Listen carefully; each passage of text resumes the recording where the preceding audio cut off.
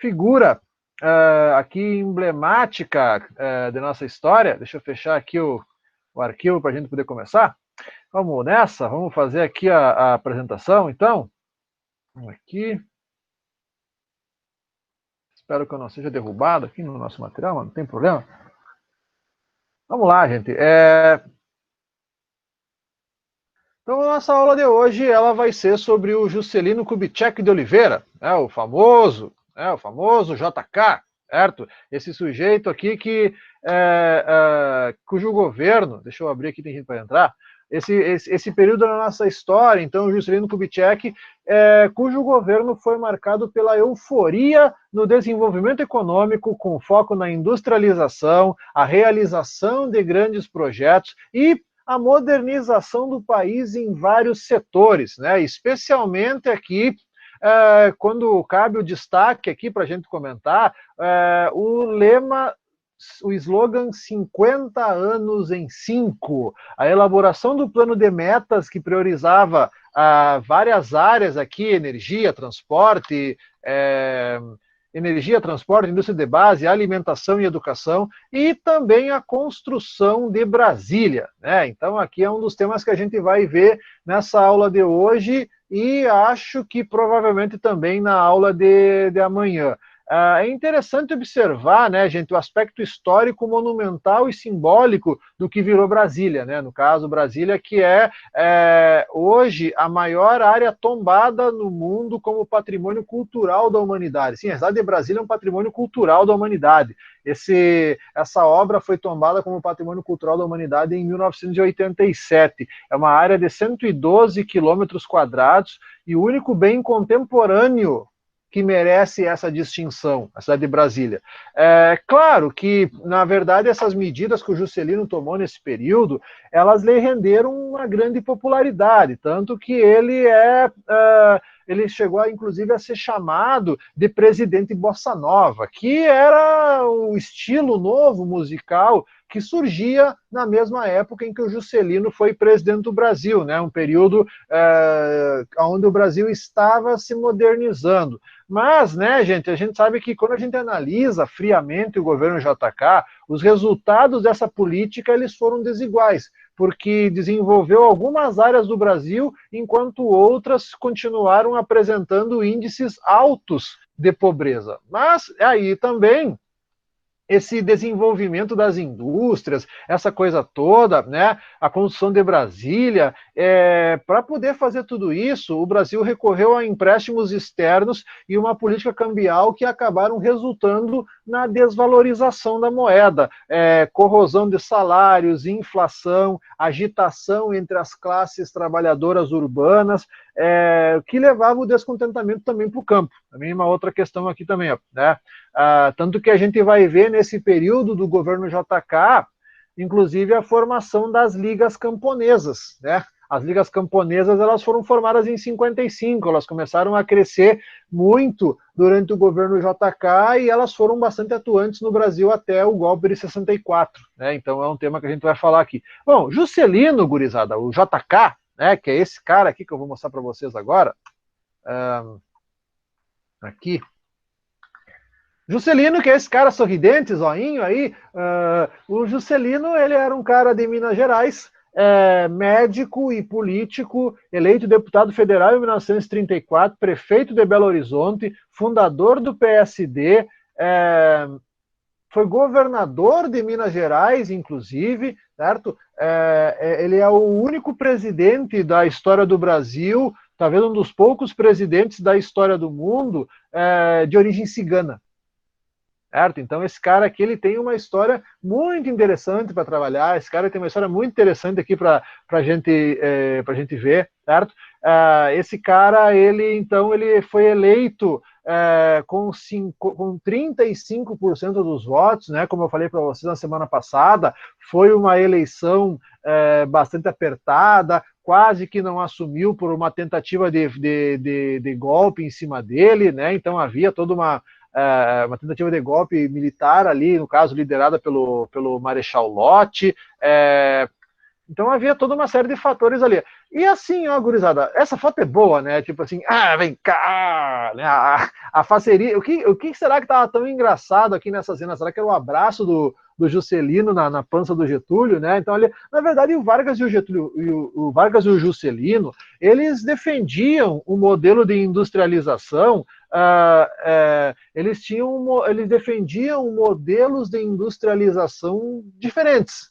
Certo? O Vargas era um cara que defendia que a entrada de capital estrangeiro deveria ser limitada, né? Então, dentro de uma política de nacional desenvolvimentismo através do Estado brasileiro, e o JK defendia que o governo deveria sim atrair os capitais estrangeiros, né? Então, dentro de uma ótica mais liberalizante aqui da economia. E aí, então, a gente vai ver aqui, para tanto, então, ele busca atrair esses capitais estrangeiros para o Brasil, eliminando essas barreiras protecionistas criadas pelo Vargas e oferecendo vantagens para as multinacionais que desejassem se instalar no país. Então, ali, por exemplo, reserva de mercado, facilidades na remessa de lucros para o exterior, baixa tributação na importação de maquinário industrial, dentre outras coisas, certo? E a entrada de capitais europeus e japoneses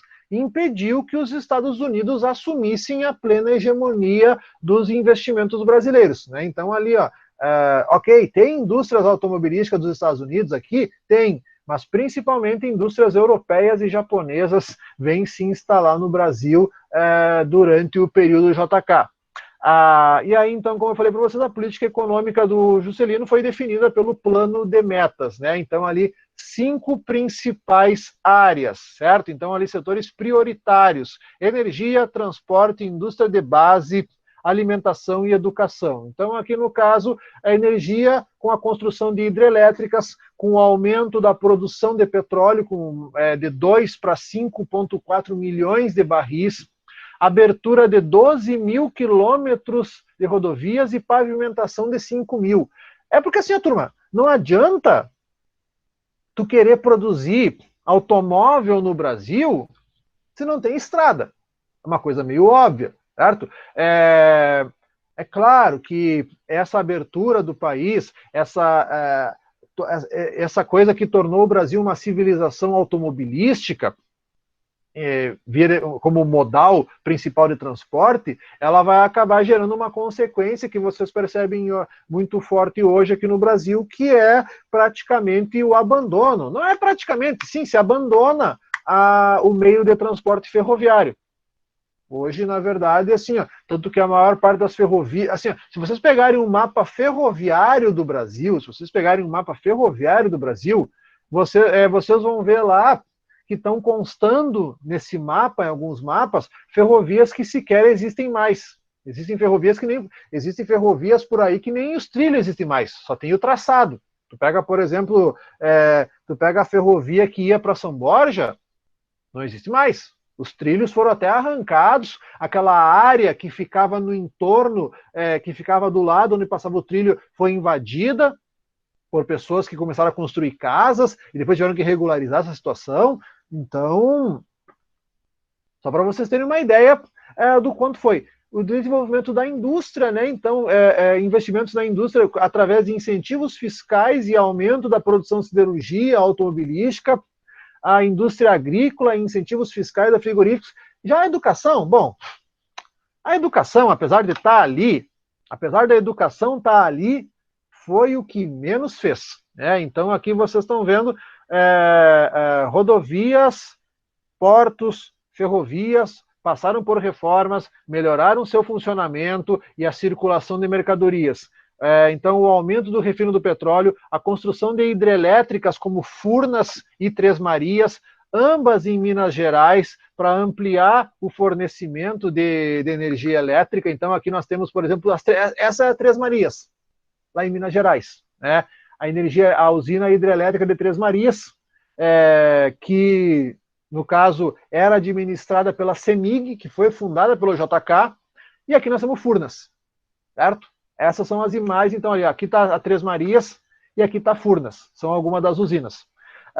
Bom, E aí é claro, né, gente, um dos principais interesses do governo JK era estimular a produção de bens de consumo. Então, aqui vão se instalar no Brasil multinacionais de ramo alimentício, farmacêutico, petroquímico, e seus produtos passaram a fazer parte da vida de muitos brasileiros. Mas o principal símbolo dessa expansão da indústria de bens duráveis no Brasil, o setor de automóveis e de eletrodomésticos. A classe média das grandes cidades se beneficiou das novidades e via com euforia os tempos de consumo no país. Nas propagandas, o consumo de produtos como automóveis, geladeiras, máquina de lavar roupa, liquidificadores e televisores, tudo isso associado à modernidade, isso contribuía para criar novos hábitos nessa camada de população. Aqui da indústria automobilística, eu estou mostrando para vocês aqui, nessa imagem que aparece primeiro, os primeiros veículos produzidos no Brasil. Aquele primeiro veículo, aquele veículo amarelo, parece um limãozinho, né? Aquele limãozinho ali é um automóvel conhecido aqui como Romizeta. O que é esse carro, gurizada? Que carro esquisito esse? Não sei se alguém já viu ele alguma vez, né? Esse carro é o seguinte, esse carro ele tem 4 rodas, apesar de não parecer. Só que as rodas traseiras, o entre-eixo é mais estreito que o entre-eixo dianteiro. A única porta dele é aqui, ó. Tu abre para frente. Tá, meu professor, e o volante? A coluna de direção, ela vai para frente também. E é um carro que só cabe 2 pessoas não muito grandes ou 3 pessoas pequenas. Por exemplo, eu não consigo andar nesse carro. Esse carro aí, por exemplo, vocês estão vendo aqui, tem uma capota nele, né? Então, esse é um carro que se tu tiver até 1,80 m, tu consegue. Passou disso, tem que abrir a capota para tomar vento na cabeça. Né? Esse era um carro com pouquíssimo... Assim, eu vou mandar depois para vocês um vídeo desse carro aqui, ele é bem interessante, tá? Esse carro ele foi produzido entre 1956 e 1961. E ali, abaixo, a gente tem um outro veículo, a gente tem um outro... e outra coisa assim, ó, o único... Aqui desses vidros, na verdade, o único que é vidro mesmo é o para-brisa dianteiro. Aqui do lado tudo é acrílico, não é vidro mesmo, é acrílico transparente. O único vidro é aqui na frente, certo?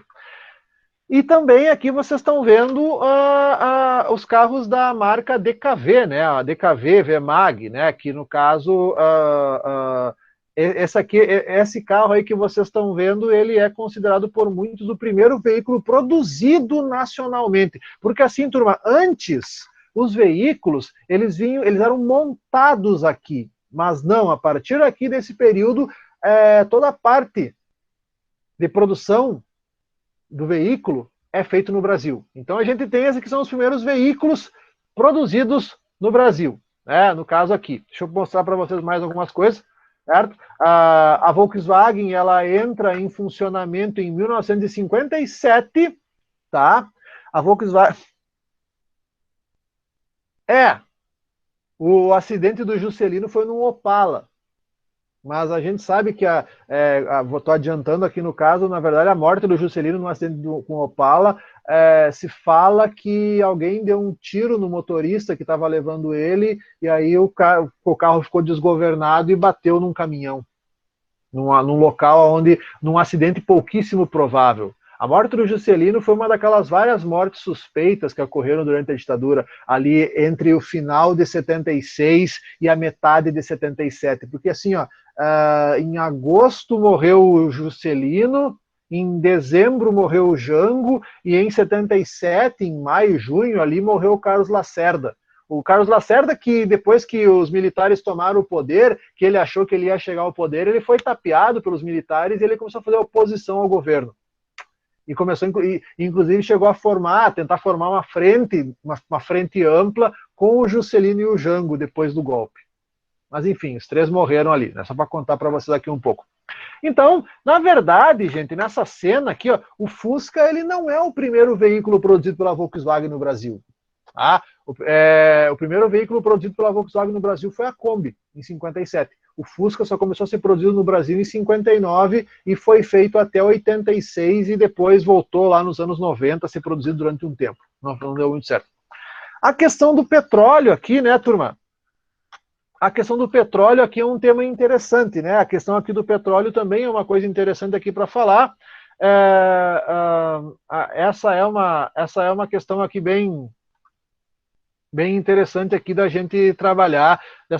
Aí, vocês têm ali a propaganda ali na imagem, né? Carro de passageiros, 4 portas, DKV Vemag. É um extraordinário carro de passageiros que comprova pela terceira vez este ano o pioneirismo da Vemag na indústria automobilística nacional. Assim, qual que é uma curiosidade desses carros aqui? Ó? Esse carro que está aparecendo na propaganda para vocês no livro, a porta da frente, ela era aquilo que eles chamam de porta suicida. Ela não abre, tipo assim, ela não abre que nem vocês estão acostumados. Tipo, aqui é a porta do lado esquerdo, a porta do motorista. Não abre assim, ela abre o contrário. Então, tipo, se tu abre a porta do carro com o carro andando, muita velocidade, boa porta. Chama de porta suicida, tá? A outra curiosidade desse modelo que eu mostrei para vocês antes,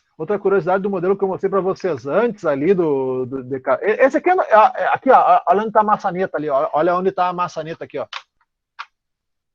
A dobradiça da porta estava aqui, ó, abre para frente. A curiosidade desses carros aqui é o motor 2 tempos. Faz uma fumaça, isso aí que é uma beleza. Faz uma fumaça que é uma beleza, assim, ó. E não anda muito, certo? Não tem muita velocidade, faz uma fumaceira, mas é muito legal de andar nesses carros. Já andei nesses carros aí alguma vez, tá? Bom, turma, aqui então,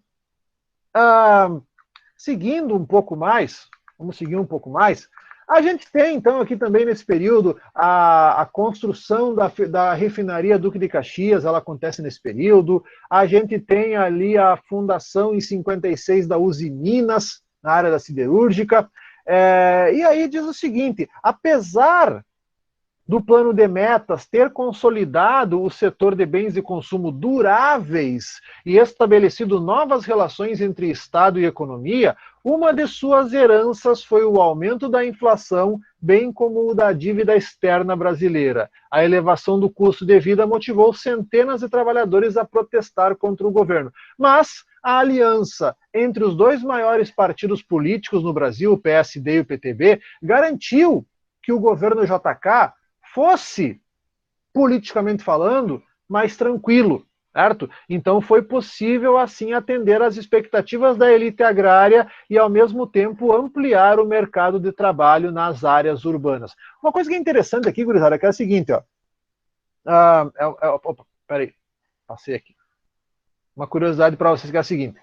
Em 1950, ainda durante o governo Dutra, foi fundada a TV Tupi, com sede em São Paulo. Com telenovelas, programas de auditório e telejornais, a televisão ela seduziu a classe média brasileira. Mas como no país não eram fabricados televisores, as primeiras transmissões de TV elas foram captadas por aparelhos importados. Em 51, então, que começou a produção de TV, a SEMP, né? E as vendas dobraram ano após ano, atingindo em 1960 200 mil unidades vendidas de aparelhos de televisão. Atualmente, cerca de 10 milhões de aparelhos são vendidos por ano. Se bem que é o seguinte, né, turma? As televisões que são vendidas hoje, elas já têm que ter uma tecnologia, mais avançada, né? Elas têm que ter uma tecnologia hoje que a TV de hoje ela tem que ter acesso à internet, senão não vende. Ou então tipo TVs mais antigas que não têm acesso à internet, o pessoal já nem está comprando mais. Não produz mais. E normalmente quem compra é porque é mais barato. Bem mais barato que uma TV com acesso à internet, as chamadas Smart TV. A maioria das pessoas hoje tem Smart TV. Eu tenho uma já faz uns 5 anos já que eu tenho uma Smart TV aqui, porque hoje tá acontecendo isso, né? Porque é a maneira que as indústrias de televisão usaram para sobreviver hoje com a tecnologia, com a internet, é TV com acesso, certo? Bom, vamos começar aqui, ó, vamos começar aqui agora, vamos pegar aqui virando na próxima página.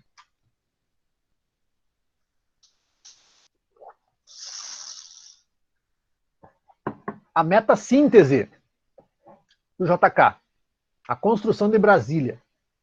O JK, na verdade, assim, turma, a construção da capital do país, no interior, isso já era uma coisa que estava previsto na Constituição de 1891, foi reiterada na Constituição de 34 e na de 46.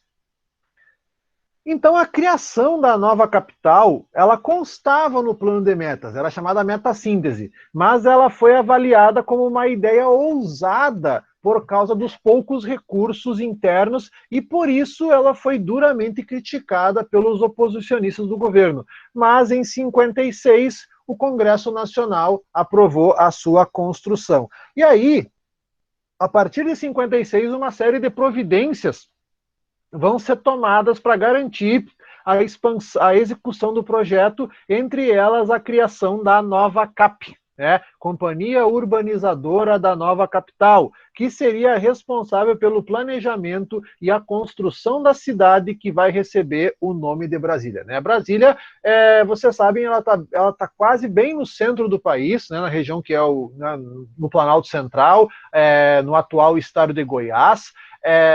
Ali vocês estão vendo na imagem o plano piloto, né, o plano piloto, que é o projeto urbanístico da cidade. Ixi. Tá dando umas piscadas aqui na luz, não sei se não vai cair aqui minha deu transmissão. também, professor. Aqui também. Aqui deu também. Ah, ainda bem, porque deu uns... Conspiração. Não, a conspiração aqui, é os espantalhos, né? Mas chegou a dar eu tenho um no-break aqui, né, para manter o computador ligado, e aí deu uma piscada que eu digo, ixi, né? Ainda bem que não foi só aqui. Então porque eu não vi como é que tá o tempo lá fora, então vamos tocar adiante aqui. Bom, então, o projeto urbanístico de Brasília ficou a cargo do Lúcio Costa e o projeto arquitetônico do Oscar Niemeyer, né? Então, aqui, esse plano piloto, vocês estão vendo ali, é o projeto urbanístico que ele desenvolveu. Aqui nessa cena, vocês estão vendo o JK quando ele foi pela primeira vez para o Planalto Central, e ali naquela foto vocês estão vendo o JK, o Israel Pinheiro, que está segurando aquele rolo de papel. Do lado direito, entre o Israel Pinheiro e o JK, está o Lúcio Costa, que é o cara do bigode, e ali na esquerda o Oscar Niemeyer, né? O Oscar Niemeyer, que foi aquele cara que viveu pouco, viveu 104 anos, né? O Lúcio Costa viveu 96 anos, arquiteto urbanista, professor, ganhou o concurso do projeto de urbanização da nova capital. Na verdade, gurizada, o projeto de construção de Brasília, ele é inspirado num outro projeto de cidade, de uma cidade indiana chamada Chandigarh. Uma cidade chamada Chandigarh, lá na Índia. Uma cidade que foi projetada também para ser uma capital. E ali vocês estão vendo o Oscar Niemeyer, né, também nascido no Rio de Janeiro, o responsável pela maioria dos prédios públicos de Brasília. O Niemeyer, então, como eu falei para vocês, ele morreu com quase 105 anos. A filha dele morreu antes dele. A filha dele morreu com 70 e poucos anos. Só para tu ver, esse cara, olha, acho que só a Rainha Elizabeth vai viver mais que ele. Acho, não tenho certeza. Não dou certeza aqui para vocês. Para construir Brasília, cerca de 30 Que tipo de mil informação privilegiada tu tem, professor? Do quê? Para dizer isso com tanta certeza. Que a Rainha Elizabeth não vai... algo. Eu acho que tu sabe de algo. Da Rainha Elizabeth eu não sei, né, cara? Dizem que ela é reptiliana, né? E os répteis duram mais, né? Então, se ela está com 94 anos, isso significa que, bom, o Niemeyer viveu 104, né? Então falta 10 anos aí para ela superar o Niemeyer, né? De repente, se ela for mesmo uma reptiliana, que nem as teorias da conspiração falam, né? Ela vai viver mais que o Niemeyer. Mas por enquanto o Niemeyer é o cara que viveu bastante, né? Mas para construir Brasília, cerca de 30 mil operários foram para essas obras, num período de 41 meses, quase 3 anos e meio. A maioria deles conhecida como candangos. eles provinham principalmente do nordeste do país. Vinha nesse tipo aí que vocês estão vendo, os caras vinham de pau de arara, né? E ali vocês estão vendo a construção do Congresso Nacional, ali vocês estão vendo nesse material ali, tá? Aqui assim é Brasília hoje, e vocês têm ali no livro também uma parte, né, aqui na página 38, uma vista aérea da esplanada dos ministérios. O que está aparecendo? Então ali, né, no caso, a esplanada e o Congresso, aqui vocês conseguem perceber no slide a imagem aérea. Na verdade, esse aqui é o plano original. Esse aqui é o eixo monumental, aqui é o plano piloto. Aqui no entorno, bom, isso se deu depois com o crescimento da cidade, né? E as várias cidades satélites que estão no entorno ali, Guará, Gama, Sobradinho, Taguatinga, tá? Que são as cidades principais. O Lago Paranoá, na verdade, era um rio que eles represaram, certo? Era o rio Paranoá que foi represado e acabou formando esse lago. Porque se não fosse isso, bom, para quem conhece, a umidade relativa do ar em Brasília é sempre baixa, certo? Agora, com essas secas lá na região do centro-oeste, está abaixo de 10%. É muito seco, gurizada. Eu tive, das 2 vezes que eu estive em Brasília, era meio do ano, e é muito seco. Tipo assim, ó, 15% umidade, é tão seco que tu sai na rua, tu não sua. Nariz sangra, garganta arde, é uma sensação muito esquisita, assim, ó. Brasília é um lugar bem diferente, assim, ó, no caso, realmente. Brasília é um lugar muito diferente aqui para a gente falar. Aqui, então, é o Palácio da Alvorada, né, a casa oficial do presidente, né, o Palácio da Alvorada, né, ali onde as margens do Paranoá, foi o primeiro prédio público inaugurado. Ali vocês estão vendo, né, o Ministério da Justiça, o Palácio do Planalto, que é a sede do Executivo, os 3 poderes, o STF, o Congresso, o eixo monumental, e aqui são os prédios dos ministérios. E aqui é a catedral, né, gente? Aqui é a catedral. Vamos mostrar aqui para vocês. Aqui é o Palácio do Planalto, né? Aqui que é a sede do Executivo. Aqui o STF, lá dos ministros, lá, aquela coisa toda. O Congresso Nacional, de um lado o Senado, na esquerda, e na direita a Câmara dos Deputados. E 2 torres onde estão os escritórios do Congresso Nacional. E atrás ali é a Praça dos 3 Poderes. Aqui é a catedral. Eu não cheguei a entrar na catedral quando eu tive, mas é muito legal essa catedral aqui, né? Também, e é interessante, o Niemeyer, comunista, né, projetou a Catedral de Brasília. E aqui, então, claro que essa foto aqui, né, gente, essa é de uma época que devia ter chovido, porque agora a grama lá em Brasília tá amarela, tá cor de palha, a grama lá em Brasília. Brasília que foi inaugurada, então, dia 21 de abril de 1960, uma grande cerimônia. Apesar de, ao longo do tempo, promover a integração econômica e o desenvolvimento do centro-oeste brasileiro, a construção de Brasília custou uma grana, que contribuiu para o endividamento do país. Muitos estudiosos relacionam a construção da moderna capital ao momento político e à noção de desenvolvimento econômico do Brasil. A intenção do governo era transmitir a ideia do Brasil país do futuro, mudando a imagem de atraso social e econômico que o acompanhava. E, de uma certa maneira, hoje vem acompanhando de novo. Mas, desde a inauguração de Brasília, evidenciou-se o contraste entre a cidade moderna, planejada para andar de carro, e um contingente enorme de trabalhadores migrantes que viviam em péssimas condições, principalmente no que dizia respeito à moradia. Na verdade, né, gurizada, essa galera, esses 30 mil trabalhadores recrutados para construir a nova capital, acabaram indo morar nos arredores de Brasília, nessas cidades satélites que eu havia mencionado aqui para vocês antes. Então ali, e hoje essas cidades satélites são enormes, né? Várias cidades com problemas de planejamento urbano, a própria Brasília mesmo, o que tem no entorno dessa parte aí do eixo monumental, ela sofre com uma série de problemas, gurizada. Muitos alegaram que, além de transmitir a ideia de modernidade, o objetivo do governo ao construir a capital num local, na época, remoto, era promover um isolamento da esfera de poder dos grandes centros urbanos, aonde ocorriam as mais fortes mobilizações populares.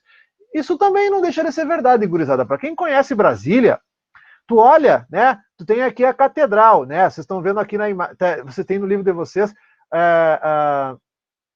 é longe pra caramba, gurizada.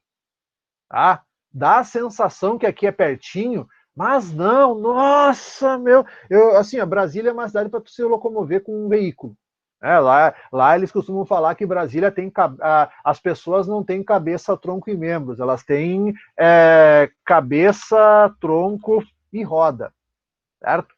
Então ali, tipo, se tu inventa de andar a pé, eu inventei um dia de sair a pé em Brasília, pensando no arrependimento. Pensei, né, eu tava participando, deixa eu ver que ano foi isso, foi 2007, estava participando de um congresso da Uni lá em Brasília, e deixa eu voltar aqui no mapa aqui para vocês onde é que eu estava, para passar para vocês, tentar desenhar aqui na planta. Aqui, ó, aqui, ó. Aqui, onde está o mouse, fica o estádio. O estádio, aquele que foi o estádio onde rolou a partida. Aquele estádio que deu aqueles rolos lá de superfaturamento. Tá? E aí do lado tem um ginásio. O ginásio Nilson Nelson, o nome do ginásio. Aí era nesse ginásio que estava rolando o congresso. E aí uma tarde eu digo, vou no mercado, vou achar um mercado lá no setor comercial e vou ir andando. Né? Para ir no setor comercial. Assim, ó, aqui, ó, asa norte, asa sul. E aí, como é que funciona a asa norte e a asa sul? É tudo dividido em setores. Então tem setor habitacional, setor educacional, setor de clubes, setor de igrejas. E aí, claro, né, fui no setor comercial. Cara, assim, ó, sem brincadeira, eu devo ter andado 1h30 para chegar no setor comercial. E mais 1h30 para voltar com as coisas. Então, tipo assim, eu saí, na verdade, quase 2 horas eu levei. Então, eu saí depois do almoço, vou lá no setor comercial, né? Digo, fui andar a pé, né? Peguei e me fui, né? Com essas pernas aqui, né? Não é difícil. Daí fui lá, trouxe as coisas, eu voltei, era quase 6 da tarde. Perdi uma tarde inteira andando em Brasília. Mas, então, aquelas coisas assim, digo, cara, bota rolê aleatório. Isso que eu chamo de rolê aleatório, né? Ir para Brasília e sair a pé. E aí o seguinte, por exemplo, o congresso era no ginásio, mas nós estávamos alojados num setor de setor de escolas, né? E é interessante que o setor de escolas na Asa Norte é longe pra caramba, né? Então, eu conheci o UNB, né, também eu conhecia a UNB, a Universidade de Brasília. No primeiro a abertura era na UNB, que ficava aqui mais ou menos perto aqui da margem do Paranoá. A UNB é mais ou menos por essa quebrada aqui, ó. Então, imagina a distância, cara. Nossa, Brasília é uma experiência, na verdade, é uma experiência tu conhecer esse lugar, né? Tu sair andando por essas quebradas aí, né? Então, assim, gente, deixa eu mostrar aqui para vocês. Vamos ver uma coisa aqui. Deixa eu ver se vai abrir aqui. Vamos ver quanto tempo é isso aqui. Opa! Por que abriu isso?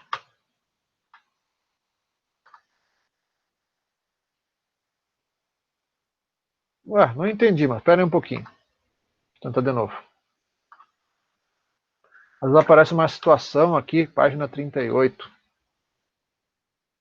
38. Aqui, Canção de Brasília. Vamos ver se vai dar certo agora.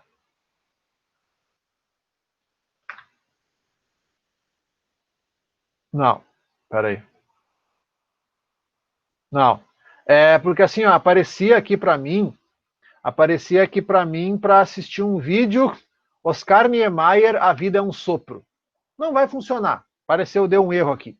Mas assim, ó, turma, outras coisas aqui também que aconteceram, aqui também nesse período, eu pensei em passar um vídeo para vocês, mas não, a gente tem aqui nesse período do governo Juscelino a construção da rodovia Belém-Brasília, certo?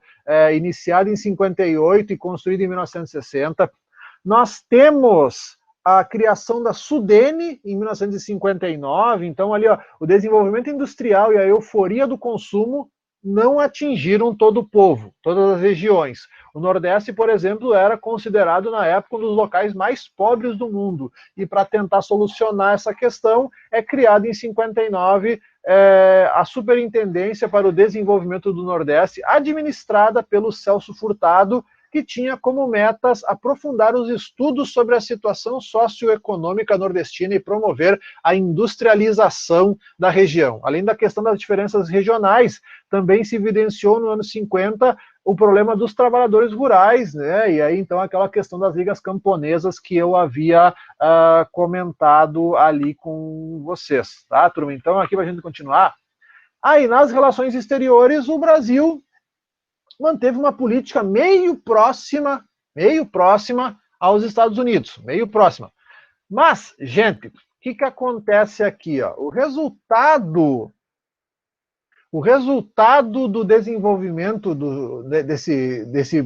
desse governo JK, no final das contas, foi, você pode anotar aí se vocês quiserem, o aumento da dívida externa brasileira.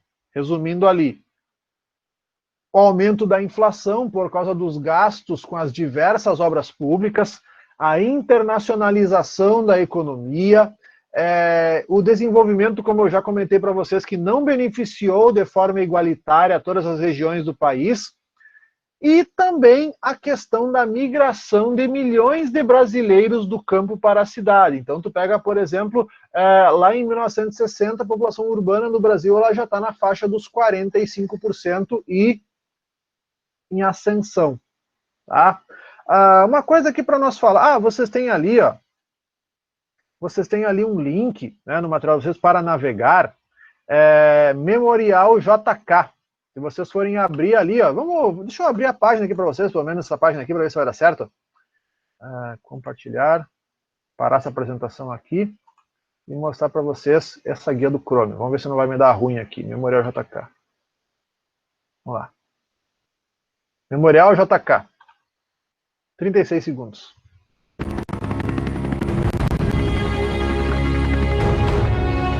Eu fui nesse memorial.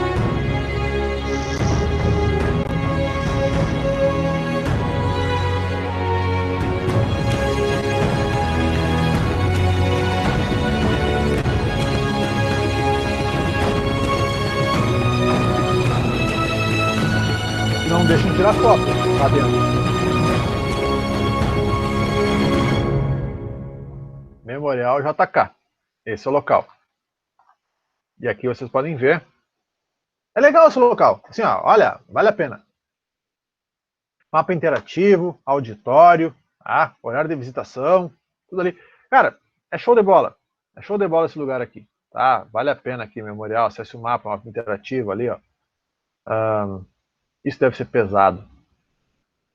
Não está funcionando aqui o mapa. Vamos ver. O meu computador aqui não está funcionando direito, mas tudo bem, vamos pegar aqui, vamos dar essa continuação aqui, gurizada, para nós ver aqui. Assim, ó, nas eleições de 1905, aí tem aqui para mostrar para vocês sobre as eleições de 1958 para governador e para presidente em 1960. Peraí. Para governador, se elege em 58, o tio Brisa, Leonel Brizola. Deixa eu ver quem mais ali. O Celso Ramos, em Santa Catarina, do PSD. Vocês estão vendo ali, a UDN tem só 8 governadores, o PTB tem 5, o PSD tem 6. Lá em Minas Gerais, em 1960, que foi o ano da eleição para governador, se elegeu José de Magalhães Pinto, da UDN. José de Magalhães Pinto, que não é por acaso, é o nome do estádio do Mineirão, né? O estádio do 7-1, certo? Então ali o Magalhães Pinto, que inclusive foi um dos apoiadores, um dos governadores que apoiaram o golpe de 64, né? Então é um ponto ali que é fato para vocês. O Senado, o DN e PSB, o DN até conseguiu um número considerável ali.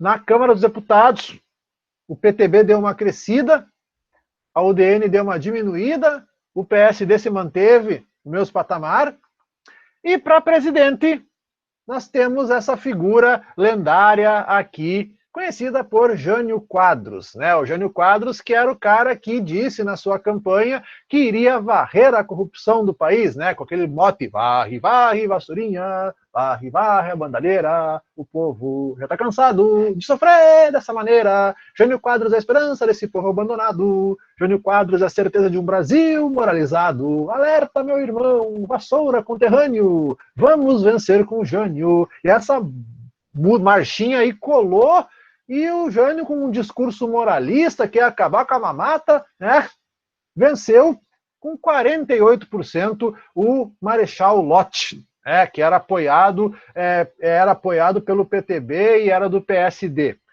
Mas para vice elegeu-se o Jango, que era do PTB. E aí tem toda aquela história que a gente vai ver ali, ó, tá? Para nós fechar aqui rapidinho, durante o governo JK, foi criado o estado da Guanabara, que existiu até 75, quando Brasília virou a capital. O Brasil comprou o porta-aviões Minas Gerais, né, conhecido. Os primeiros voos a jato no Brasil, então, com a Varig, o Caravelle, e mais tarde, em 60, os Boeing 707. A gente tem a Willys produzindo a Rural em 56, meu sonho de consumo. Falo aqui tranquilamente, meu sonho de consumo é uma Rural.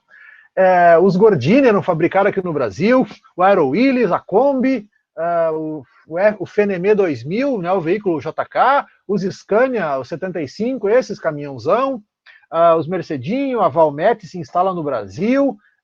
Em 58 o Brasil foi campeão pela primeira vez, o Pelé com 17 anos, né, a Copa de 58 na Suécia. Essa é a seleção da final, com a taça, né?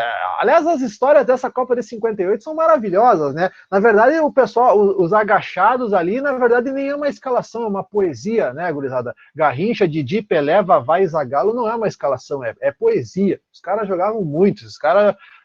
tanto que o Brasil, ele não perdeu nenhum jogo na Copa, ele só empatou um jogo, né? Ele fez 3-0, 0-0, 2-0, 1-0, 5-2 na semifinal e 5-2 na final. A Rádio Guaíba foi fundada em 57, né, também aqui, algumas curiosidades desse período aqui, né? Mas assim, turma, então, na aula de amanhã, então, a gente vai entrar, a gente vai tentar pelo menos compreender aqui a loucura que foi o governo Jânio Quadros e toda a tragédia que foi a eleição do Jânio Quadros.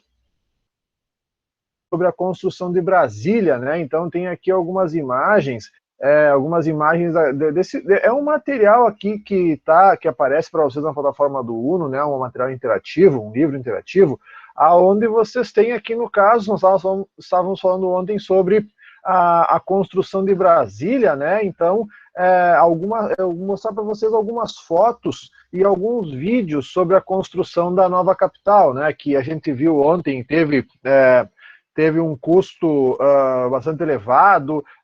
Depois eu quero apresentar para vocês alguns resultados do chamado plano de metas, né? Algumas coisas que deram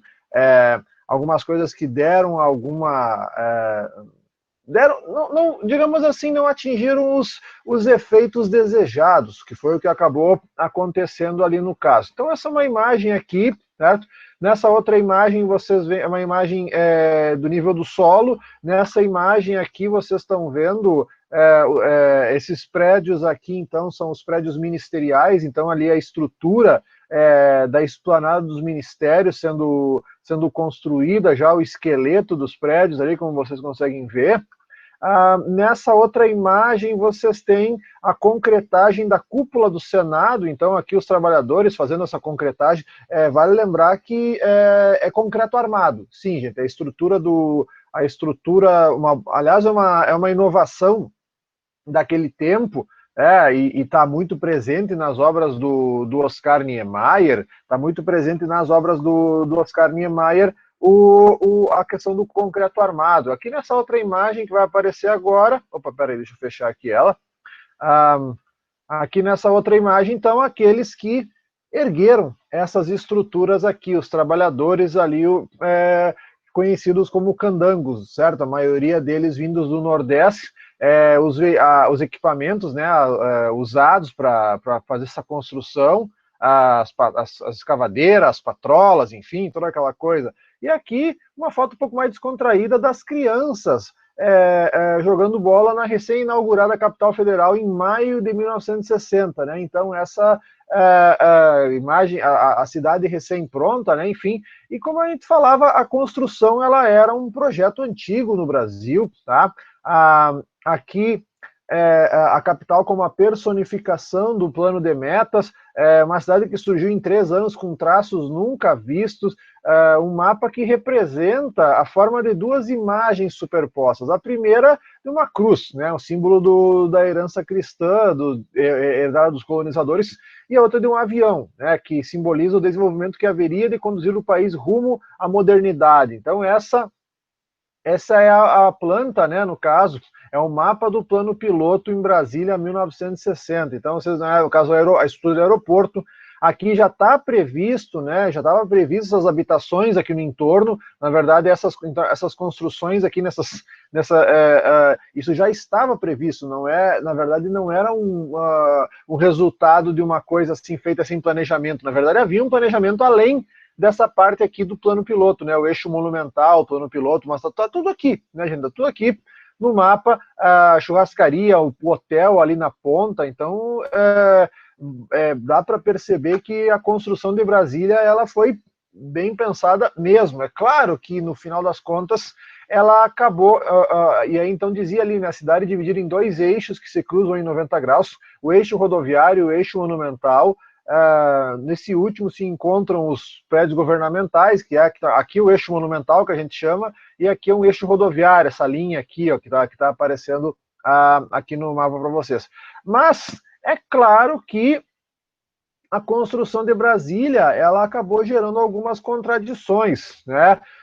Porque após a sua inauguração ela teve que enfrentar o problema das ocupações e da falta de habitações adequadas para os trabalhadores. Tanto que em 1970 o governo do Distrito Federal, olha só, né, criou a campanha de erradicação das invasões, que tinha por objetivo acabar com as favelas que se formaram no entorno do plano piloto, que vão acabar dando origem às cidades satélites, aquelas que a gente falava, né? Nesse contexto, então, se inaugurou um grande lote conhecido como Ceilândia, que é a primeira cidade satélite, para onde milhares de moradores foram transferidos. Então, deixa eu mostrar aqui um trecho de 2 vídeos para falar sobre isso. O primeiro é um vídeo de 1967, chamado Brasília, Capital, Contradições de uma Cidade Nova. Vamos dar uma olhada aqui, quanto tempo ele é.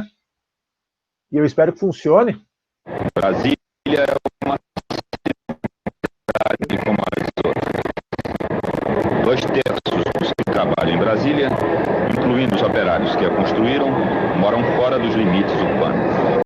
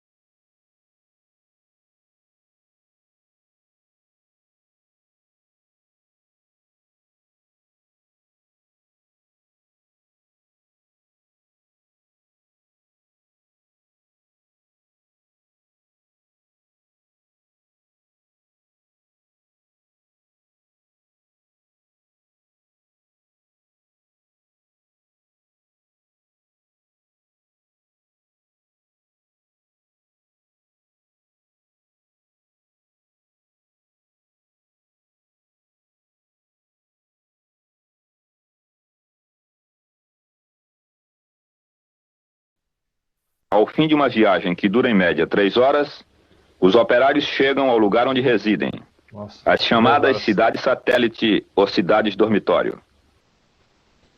Nascidas espontaneamente ou traçadas pelos tratores nas amplas áreas desertas em torno da capital, essas cidades se desenvolvem horizontalmente, segundo um esquema urbanístico ultrapassado, em tudo oposto ao plano de Brasília. Vindos de várias regiões brasileiras, principalmente do Nordeste, esses homens trouxeram consigo os hábitos e a cultura de seu lugar de origem.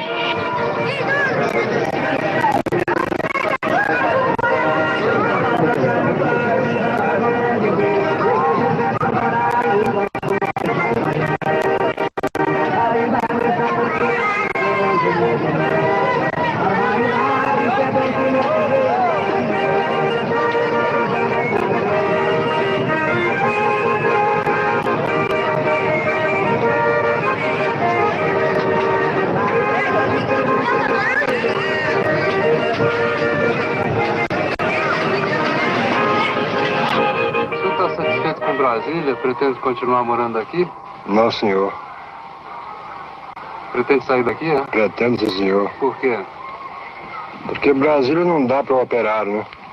O que existe em Brasília são construções civis, né? Essas as firmas pegam, né? As construções e uma firma resiste mais duas firmas, formam três. E então o operário aí fica, quando ele está para completar 90 dias, ele pega a carteira do operário e dá baixa em uma firma, ficha em outra, sendo a mesma firma, entendeu? Apenas para não contar tempo de casa, né? E o sindicato não ajuda? Não, o sindicato não ajuda dele. Em nada, né? Pelo menos para nós ignoramos o sindicato, né? Atualmente. Antes existia o sindicato, mas depois tudo se transformou, né? E então a operária apanhou muito por causa do sindicato. Né, e aí ele tomou medo do sindicato. Ele chega lá, o senhor vai sindicalizar? Ele disse, não, senhor, não quero. O que o senhor ajudou a construir aqui em Brasília? Eu ajudei a construir o hospital do IAPI, os blocos do IAPI e várias outras construções por aí. O senhor morava onde nesse tempo, quando trabalhava lá? Morava no habitador do IAPI. Por que o senhor saiu de lá? Por que o pessoal saiu de lá? Saiu de lá porque depois que terminou as obras do IAPI, o IAPI dispensou o povo. E lá onde nós morávamos não havia transporte, então fomos obrigados a vir para Taguatinga.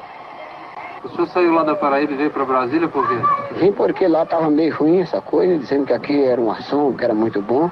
Eu vim de tudo quanto tinha e vim para aqui. E aqui o senhor está bem? Aqui não estou, porque lá na minha terra eu não era empregado, aqui sou. E onde é que o senhor mora aqui? Moro na quadra 18, casa 23. Uma dessas casinhas aqui? Essa, senhor. Qual é a casa? Nessa aí. Essa daí? Perfeitamente. O senhor está com a família toda aí? Não estou, mas está para chegar. Já não veio porque o que eu estou ganhando é pouco, não foi possível vir. Cabe todo mundo aí na casa? Cabe, senhor. Quantas pessoas são? 7 famílias, 7 pessoas. E quantos quartos tem na casa? 2 quartos. Grande ou pequeno? São médios, não são grandes nem são pequenos, são médios. Até recentemente, Brasília era o novo centro de imigração interna no Brasil. Na época da construção, o imigrante ganhava 5 vezes mais do que no norte e 2 vezes mais do que no Rio ou São Paulo. Depois de inaugurada a cidade, o mercado de trabalho diminuiu muito.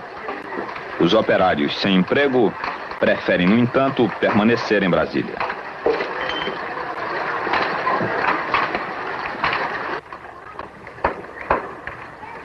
Porque teve pessoas da pouca coisa que tinha como pobre deles chegarem aqui, meter naquele caminhão que chama-se basculhante. E quando chegava aqui, eles viravam assim o basculhante. Até, eu acho que até criança estivesse dentro e era despejado. Despejava tudo. Era madeira, com os móveis, com tudo. Pessoas que ficou com as coisas tudo escangalhado. Os nossos braços foi que teve que derrubar essa mata. Fizemos fogo, faziam fogueiras aqui para poder conseguir armar os barracos. Ficou pessoas aqui no relento, uma época fria, que morreu crianças aqui de frio e morreu adultos também. Então ali nesse primeiro material, né, turma, vocês viram, né, essa coisa, né, o que aconteceu com os moradores da cidade. E nesse outro aqui, que é um outro material de 1971, então, 71 nós estamos no auge da ditadura, trecho de propaganda produzida pelo Serviço de Divulgação do Governo do Distrito Federal, lançado em 1971. Então aqui, ó, é curtinho.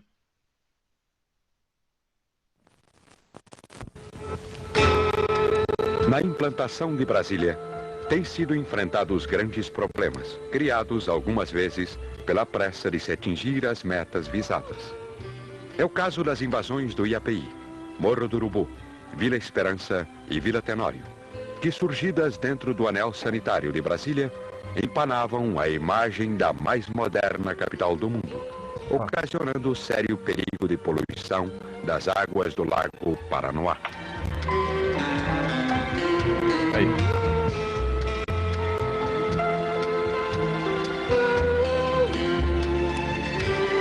Neste local existia a maior delas, a invasão do IAPI, que vinha desafiando as tentativas de erradicação, com cerca de 80 mil pessoas vivendo nas mais precárias condições sociais e de higiene.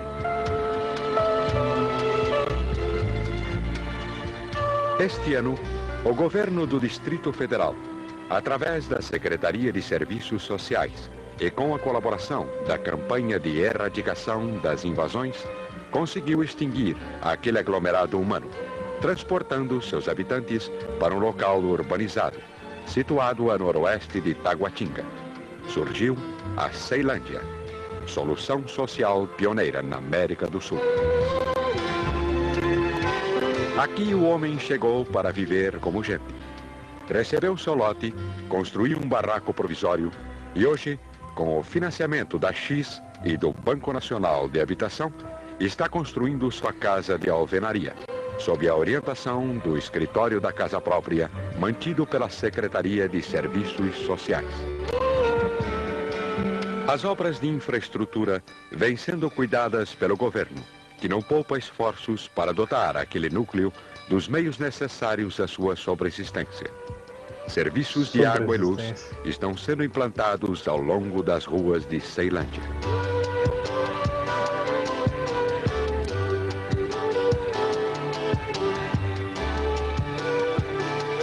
Um moderno ginásio polivalente e escolas-classes atendem à demanda escolar local e se enquadram na paisagem humana criada para os esfavelados do Distrito Federal.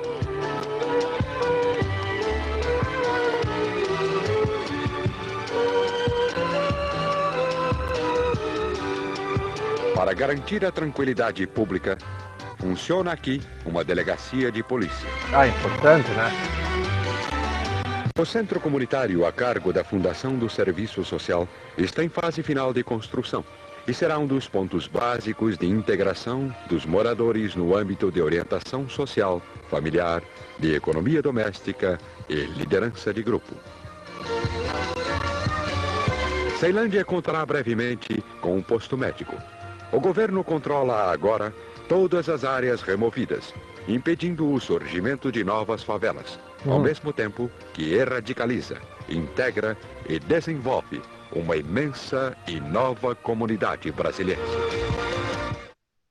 Então aqui, né, turma, vocês viram que vocês puderam ver aqui essas propagandas, né, gente? Essas propagandas aqui, então, de Brasília, elas então tem ali, né? Então, na verdade, constrói a cidade e depois pega essas pessoas e tchau, né, gente? Bom, aqui, ó, esses dados são importantes para vocês perceberem, assim, ó, a previsão e o resultado dos planos de metas do governo JK, né? Então, ali, o percentual alcançado, previsão e resultados do plano de metas, né? Na verdade, a produção industrial, ela subiu nesse período, com certeza, mas o que acontece, né, gente? Se tu pega a produção de energia, o percentual alcançado nos planos de metas, 82%, carvão 23%, produção de petróleo 76%, refino de petróleo muito baixo, 26%, ferrovias, bom, né, turma? A gente percebe aqui, ó,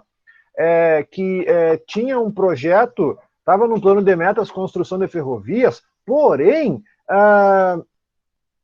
não foi nem um terço do que estava estipulado, e cada vez foi menos, né? Tanto que hoje, como eu comentava, as ferrovias no Brasil, boa parte delas não funciona mais, só existe no papel. Agora, a principal coisa alcançada aqui nesse plano de metas foi da construção de rodovias, né? Que eles tinham o objetivo de construir 13 mil quilômetros e criaram 17 mil quilômetros. Agora, nada pavimentado, como vocês estão vendo aqui. Produção de aço não foi o alcançado, cresceu, mas não foi o alcançado. Cimento também não foi o alcançado, mas teve. E carros não chegou a ser bem, né? Mas apesar dos números, o plano de metas ele não gerou apenas efeitos positivos, né? Então, na verdade, essa política econômica, apesar de não ter alcançado os objetivos desejados, eles conseguiram dar entrada para um novo estágio de industrialização, mas que levou o país a depender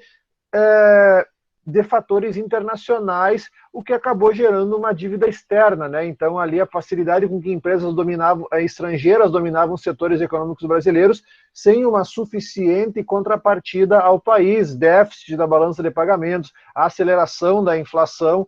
E aqui, para a gente falar, né? Então, aqui tem algumas os candidatos da campanha presidencial de 1960. A gente vai ver aqui o Jânio Quadros, né? Que a gente havia comentado aqui ontem, né, no final na manhã de ontem. O Jânio Quadros era um dos candidatos. O Jânio Quadros, com a sua vassoura, a qual ele prometia varrer a corrupção, para presidente. Então aqui o outro candidato, o Lott, né, o Henrique Lott, defensor da ordem e da democracia. E o outro candidato aqui, o Adhemar de Barros, né? Minha Patrícia, meu Patrício, estamos juntos outra vez pelo progresso do Brasil, unidos na mesma fé, vamos confiantes para as urnas, né? Mas no final da conta, vocês sabem ali que o resultado foi a vitória do Jânio Quadros, né? Como vocês puderam perceber. Então agora, turma, a gente vai dar uma falada aqui sobre o governo do Jânio Quadros. Deixa eu selecionar aqui o material para vocês.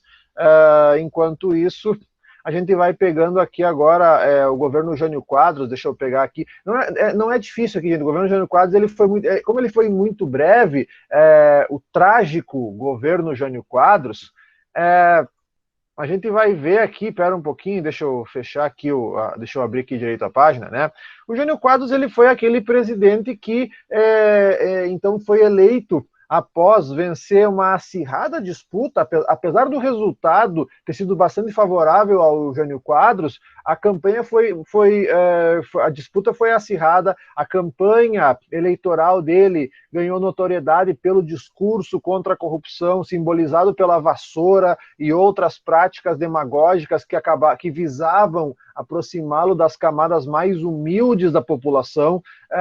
E aí, assim, tem um texto chamado Jânio Quadros, o Congresso Nacional e o Exército, do historiador Felipe Loureiro, que, segundo esse autor, Jânio manobrou intensamente durante sua curta administração para diminuir a legitimidade política do Congresso Nacional diante da opinião pública e, paralelamente a isso, flertou com oficiais do Exército ligados às tentativas golpistas contra o governo anterior do Juscelino Kubitschek. O Juscelino Kubitschek, então, né, que foi o Juscelino foi o cara que acabou dando a posse ao Jânio Quadros lá em 1961, né? No caso, o Jânio Quadros, ele foi o primeiro presidente a assumir o poder em Brasília. Essa é uma marca do seu governo, essa é uma marca incontestável da sua história, né? Então, esse fato aí do Jânio ter feito isso. O Jânio Quadros, então, ele era nascido no Mato Grosso, mas logo depois se muda para São Paulo. Ele, com 30 anos, ele vai se candidatar a vereador pela cidade, não se elege, mas como o Partido Comunista havia perdido a sua legalidade em 1940, no final das contas lá, ele acabou assumindo o cargo, né, porque os deputados do Partido Comunista haviam perdido seu cargo por causa da cassação do partido pelo General Dutra. Em 50 ele foi deputado estadual, em 53 prefeito, em 54 governador. E uma coisa que é interessante, gurizada, na verdade, o Jânio Quadros, ele nunca completou um mandato, nunca, né? Ele foi vereador, deputado, prefeito, tá? O Jânio Quadros, ele assumiu o governo em janeiro de 1961, né? E aqui um pouco da imagem da campanha dele, assistia com a vassoura lá. Ele assumiu o governo em janeiro, herdando um país com altas taxas de inflação, com uma dívida externa que vinha crescendo, e organização administrativa marcada pela corrupção. Ainda hoje, muitos políticos acreditam que a vitória do Jânio Quadros, ela na verdade, ela foi o resultado da insatisfação popular com o aumento do custo de vida que acabou acontecendo durante o governo JK. Porque durante a campanha, ele interpretou admiravelmente o papel de líder das massas oprimidas, mostrando-se um político demagogo, um político populista, com a sua vassoura que, segundo ele, iria varrer a corrupção do país. Ele só não disse para onde, né? Acho que foi para debaixo do tapete mesmo que ele acabou varrendo. Mas quando a gente fala em líder das massas oprimidas, demagogo, o Jânio Quadros, ele durante a campanha, ele quase sempre usava o mesmo terno, era um terno todo cheio de caspa no ombro, e aí ele chegava, e assim, a estratégia de campanha dele era muito... ele era um showman, no caso, nas campanhas. Ele chegava lá, dava um discurso, chegava num comício, né? Chegava num comício, ele falava ali uns pouco e se mandava. E ele era um cara que ele era formado em português, então ele tinha um português bastante eloquente.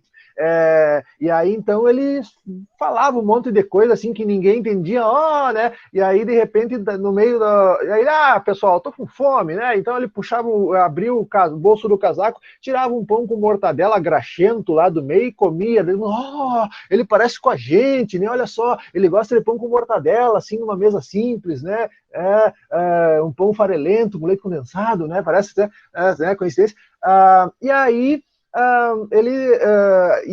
conta-se que muitas, em vários momentos, isso tem uma biografia do Jânio Quadros publicada, o Jânio Quadros, ele dava esses discursos dele alto do chão. O Jânio Quadros era um cara, ele era um consumidor de uísque inveterado, né? E tanto que ele mesmo assumia, né? Quando eu tomo umas 2 doses antes de dar um discurso, aí que eu falo melhor, né? Então, olha só o tipo de... Sim, gente, o Jânio Quadros era um baita de um pau d'água, né? Enquanto ele... e acho que isso talvez justifique, de certo modo, algumas atitudes dele durante o seu mandato, né? Algumas atitudes que ele acabou tendo durante o seu mandato presidencial. Então, o Jânio, né, gente, ele acabou fazendo isso, né? Esse discurso demagógico acabou colando, né? Como eventualmente cola na nossa história esse discurso aí. E aí, claro que assim, né, gente, ele pegou um país numa situação bastante complicada, mas na economia, com o objetivo de reduzir o déficit público, diminuir os gastos sociais e conter a inflação, ele adotou uma política econômica austera, ditada pelo Fundo Monetário Internacional, que também restringiu o crédito. Deixa eu passar aqui para frente para mostrar para vocês. Congelamento de salários, né, gente? Medida que aumentou a insatisfação popular. Então, ali no caso, até porque parte da dívida externa tinha que ser paga lá durante o seu governo. Então, ele vai acabar renegociando parte da dívida com o Fundo Monetário Internacional. Então, para isso, vai diminuir o crédito aos empresários, vai diminuir a ajuda à importação de trigo e do petróleo, o que vai levar a um aumento de 100% no custo do pão e dos combustíveis. Então, é claro que o cara chega, faz essas medidas, dobra o preço das coisas, a situação já não estava muito boa para a maioria da população. Aí chega esse cara e faz isso, óbvio que vai ter uma insatisfação popular grande em cima dele. E aí, para né, apesar dessas medidas contra a crise política e econômica, na verdade, ele, ao mesmo tempo que ele fazia essas medidas impopulares, ele ainda gostava de perder o tempo dele, né, e ele acabou ficando mais conhecido como isso, certo? Durante seu curto governo, pelas diretrizes saneadoras e moralizadoras, algumas delas bastante questionadas, como, por exemplo, olha só as bobagens, né? A proibição do uso de biquínis nas praias, a proibição nas praias em desfiles, a proibição de rinha de galo, das corridas de cavalo em dias de semana, o controle da qualidade dos programas de rádio, TV, cinema, teatro e casas noturnas, e também uma outra medida aqui também bastante conhecida dele, que foi a da proibição da fabricação e comercialização de lança-perfumes. Né? O lança-perfume, na verdade, ele era uma... sabe o que é o lança-perfume, na real? É o bom ar que vocês usam aí para dar uma perfumada no ambiente aí. O lança-perfume é um bom ar moderno, né? Só que ele usava, né? Só que o lança-perfume que era usado, ele tinha cloreto de etila. Perguntem para a Lori, uma hora dessas, quais são os efeitos do cloreto de etila, que era algo que era nocivo à saúde. Então, o que acontece? Essa cena que vocês estão vendo, né? Era quando... né, o lança-perfume era usado indiscriminadamente nas festas da época, aquilo que os mais antigos chamavam de baile perfumado, né? Então, em festas, em bailes de carnaval, as pessoas pegavam aqueles sprays lá né? E aí tinha uns doidos lá que pegavam um spray, passavam assim na manga da camisa, e aí muitos desmaiavam por causa do cheiro, né? Então, isso é verdade, gurizada, isso é verdade. E aí, por exemplo, essas histórias, eu conto isso, né? Eu conto isso com a permissão dele, né? O pai tinha nessa época aqui 18 anos, nessa época, o pai é de 1942, então o pai ele pegou essa época dos bailes perfumados, e aí ele conta que isso era muito comum, você chegar nos clubes lá da minha cidade, lá nos bailes de carnaval, e rolava vários nesses tubos aí, o pessoal pulava o carnaval vendo, sei lá o que estava vendo, né? Às vezes até de vários, e isso tem relatos de vários outros materiais também, das pessoas que cheiravam e desabavam, né? Por causa que era muito forte. E aí conta também, né, que isso, então, para você ver... Não, e aí, tá, mas por que ele se preocupou em proibir isso? Será que era só pela saúde pública? Será que era só por essa questão? Não, gurizada. Na verdade, se vocês pegam as fotos do Jânio Quadros e vocês percebem uma coisa no olhar, deixa eu ver se vai aparecer aqui para mostrar para vocês. Ver se vai aparecer aqui, ó. Se você olhar, o olho não está fechando, um olho tá olhando para um lado e o outro olho está olhando para o outro lado, né? Parece um olhar camaleônico ali naquela foto do Jânio Quadros. Na verdade, o Jânio Quadros era cego de um olho. E sabe como que ele ficou cego? Quando ele foi atingido durante um baile de carnaval por um tubo de lança-perfume. Meu Deus. Tá explicado, então. Então essa é a explicação. O Jânio Quadros ele ficou cego quando jovem num baile, e aí... as primeiras coisas que ele proibiu foi isso, né? Claro, o pai conta que nessa época do governo, antes do Jânio Quadros, né, no tempo que o João Goulart era vice do Juscelino, e aí como o João Goulart está lá em São Borja, o João Goulart gostava das festas, dos bailes, para evitar a aglomeração em torno dele, dizem assim, ó, que ele contava que uma meia hora antes do Jango entrar no clube com a comitiva, ele mandava um assessor distribuir umas caixas desses tubos para os foliões, e aí quando o Jango passava no baile, fazia a visitinha, né, mandava aquele ao vivo para o pessoal, todo mundo estava alto do chão ali, nem via o Jango passar, né? Então era uma estratégia que se usava para para o Jango dibrar, como a gente diz, dibrar a multidão ali nos bailes que ele gostava de ir, né? Então esse tipo de preocupação aqui era uma coisa, né, essas coisas moralistas aí, então, ora, proibir o uso de biquíni, né, gente? Então ela só podia usar maiô a peça inteira. É claro que assim, ó, briga de galo e lança-perfume, até hoje é proibido, vocês sabem disso, apesar de vocês saberem muito bem que aqui na região, na nossa região aqui, rola muito briga de galo aí clandestinamente, né? Inclusive agora nessas quarentenas eles andaram pegando umas brigas de galo aí na volta, né? Bom, mas outra característica importante do governo Jânio Quadros, né? Uma outra medida marcante foi a política externa independente do seu governo, né? Então ali tu pensa, né, em plena Guerra Fria, em pleno auge da Guerra Fria, o Jânio Quadros ele apresenta uma forma de governar bem original, né? O Jânio Quadros ele não considerou, por exemplo, a orientação ideológica dos países com os quais estabeleceu relações comerciais. Na verdade, né, gente, para ampliar o número de parceiros comerciais do Brasil, ele adotou uma posição independente. Na verdade, assim, ó, se vocês pegarem, o Jânio Quadros ele vai tentar adotar uma política externa do grupo dos países não alinhados, aqueles países lá que se reuniram na Conferência de Bandung em 55 para formar o Bloco do Terceiro Mundo, né, para formar uma alternativa nem ao capitalismo, nem ao socialismo, né? Então aí no caso essa política externa independente vai fazer com que ele negocie tanto com países capitalistas ligados ao bloco dos Estados Unidos,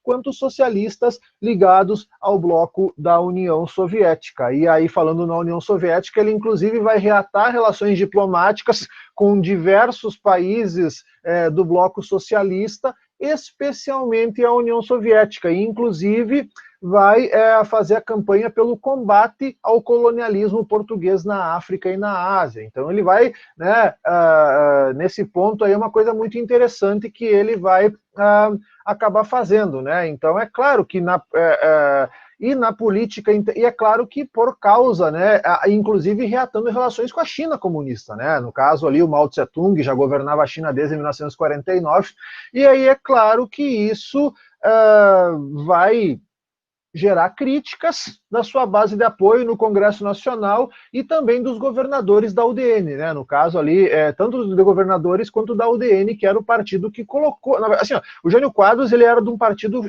cuja sigla é PTN, partido ali, né? Tá aparecendo ali, apareceu no começo ali. Até tem um partido hoje com esse nome, mas não é nada a ver.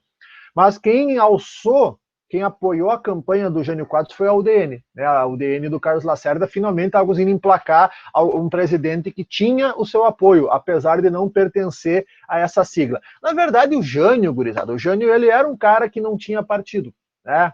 Mas só que daí é o problema, né? Um cara que não tem partido político naquele tempo não se sustentava, tipo o Fernando Collor, né? Lá em 90, a hora que ele saiu do partido que ajudou a eleger, acabou, perdeu a base.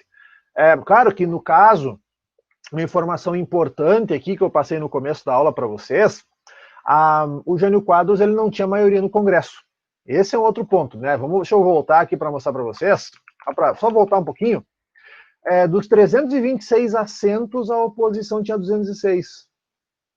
E o João Goulart era do PTB, do partido de oposição ao Jânio Quadros.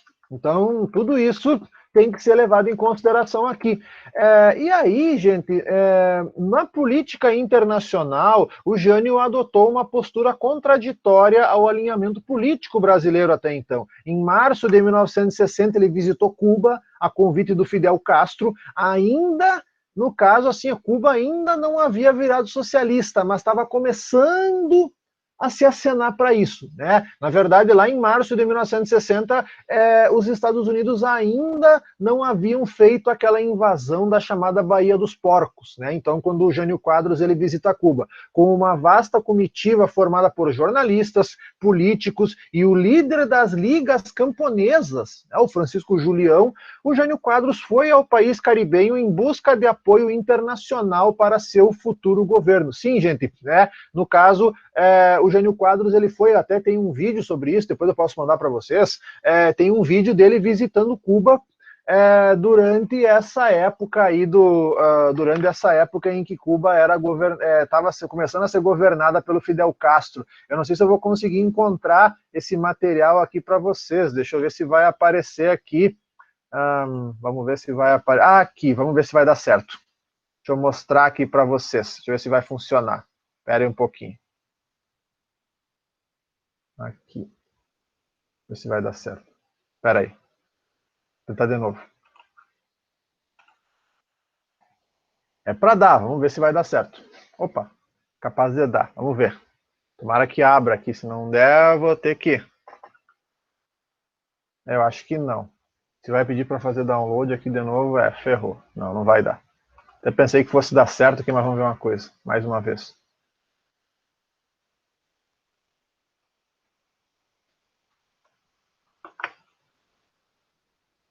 Vamos ver se vai dar certo aqui agora. Não, acho que não vai dar, mas tudo bem, né? Depois eu mando esse material aqui para vocês do Jânio Quadros. E aí, então, ali para nós... deixa eu fechar esse arquivo aqui por enquanto. E aí... E o comportamento do presidente teve forte impacto, obviamente, na comunidade internacional, principalmente nos Estados Unidos. E o ápice disso, então, ocorreu no dia 19 de agosto de 1961, quando o Jânio Quadros condecora com a Gran Cruz da Ordem do Cruzeiro do Sul, que é a mais alta honraria atribuída somente a estrangeiros, a ninguém menos do que o, na época, ministro da Economia de Cuba, o Che Guevara. Nossa, pensa assim, ó, turma, pensa comigo. E outra coisa, dia 19 de agosto, só para situar também vocês aqui, né, só para relembrar vocês, no dia 19 de agosto foi o dia que começou a construção do Muro de Berlim. Então, assim, ó, o que acontece em 1961? Tá? Em 1961, Cuba já tinha virado socialista. Porque no começo do ano houve aquela invasão, aquela tentativa de invasão a Cuba na Baía dos Porcos, que fracassou. O mundo já vivia a corrida espacial com os soviéticos indo para o espaço, né, mandando homens para o espaço, que foi o caso do Yuri Gagarin. Então, 1961 foi um ano muito louco. E aí, de repente, né, o Jânio Quadros ele faz isso, ele condecora o Che Guevara, ninguém menos que o Che Guevara, como dá essa honraria a ele, e é claro que isso vai, depois desse ato, a UDN rompe com o Carlos Lacerda, a UDN rompe com o Jânio Quadros, e o Lacerda acusa o Jânio Quadros de abrir as portas do Brasil ao comunismo internacional, né? Imagina, certo? Cuba, naquela época, né? E aí, é claro, como o Jânio Quadros ele também não tinha forças políticas organizadas na sociedade a favor dele, o movimento a favor do Jânio Quadros havia perdido muita força depois dos primeiros resultados da política econômica, não tinha nem apoio dos empresários e dos grupos que dominavam a imprensa, e ele, de repente, ele renuncia através de um bilhete. O Jânio Quadros também ficou conhecido por ficar mandando bilhete, ao invés de mandar com ofícios formais para os ministros e secretários, ele ficava mandando esse tipo de bilhete aí que vocês estão vendo. Na verdade, muitos historiadores acreditam que sua verdadeira intenção... Então, ali, de repente, faz ao Congresso Nacional nessa data e por esse instrumento, deixo as razões do meu ato, renuncio ao mandato. 25 de agosto de 61, uma sexta-feira, onde não tinha povo, dia do soldado, né? Então ele participou da cerimônia mais cedo, dia do soldado, e depois foi lá e entregou a renúncia, certo? A carta renúncia tem aqui, essa foto é muito, né, mostra bem, né, o problema da visão do Jânio. Forças terríveis levantam-se sobre mim e me intrigam ou infamam. Se permanecesse, não manteria a confiança e a tranquilidade, ora quebradas e indispensáveis ao exercício da minha autoridade. A mim não falta a coragem da renúncia. Na verdade, turma, né? Na verdade, é o seguinte, né, gente? Na verdade, é o seguinte, hoje muitos historiadores acreditam que a verdadeira intenção do Jânio Quadros, fazendo esse pedido de renúncia, era receber do Congresso Nacional plenos poderes em troca de anular o seu pedido de renúncia. Mas como isso não aconteceu, o Congresso, Jânio, cansei dessa brincadeira, vou renunciar. E o Congresso, beleza, pega as tuas coisas e vai embora, né? Então, após apenas 7 meses de governo, ele deixa a presidência da República. E no seu lugar deveria assumir o vice-presidente João Goulart, que naquele momento havia sido despachado pelo Jânio Quadros numa viagem diplomática econômica à China comunista. E aí, né, gente, a presidência vai ser entregue provisoriamente ao presidente da Câmara dos Deputados, o Ranieri Mazzilli. Então aqui, né, turma, esse tema aqui ele é bom, mas já passou o tempo aqui, na verdade. O tempo passou meio rápido aqui agora, né? Enfim, a gente agora já são 8h15. Esse tema aqui ele é muito bom, gurizada. Esse tema aqui, realmente, ali tensionou demais a coisa, e aí, tanto que sim, dia 19 ele condecora o Che Guevara, que é num sábado, e na sexta-feira seguinte ele entrega esse pedido de renúncia, certo? O Jânio perdeu muito apoio, gurizada. O Jânio perdeu muito apoio, acabou renunciando e acabou abrindo uma crise sem precedentes politicamente na história do Brasil, que é um tema que eu vou trabalhar com vocês na semana que vem, que é a questão da legalidade, posse, governo e queda